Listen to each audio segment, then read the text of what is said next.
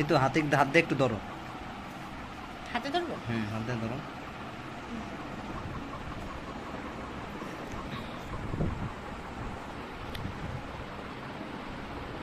এক মিনিট হোক, হ্যাঁ ভিডিওটা।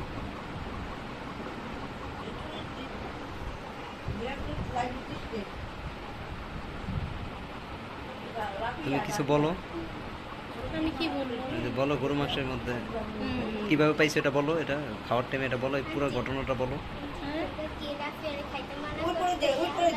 তুমি এটা কিভাবে পাইছো এটা একটু বলো, তোমার তো ফেস দেখতেছে না, বলো। না, আমি এসব বলতে পারি না বলো না, কিভাবে পাইছো এটা বলো না।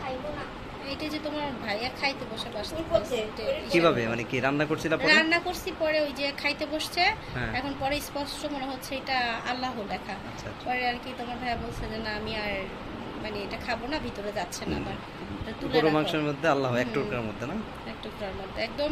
এখন তো বরফে জমায় আছে, যখন বরফটা ছুটে মানে যায় রান্না তখন গোশটাকে কি করছে যখন একদম- পাইছে প্লেটে ছিল তখন এটা ফ্রিজে রেখে দিছে। ফ্রিজে রেখে দিছে। আচ্ছা ঠিক আছে, ওকে।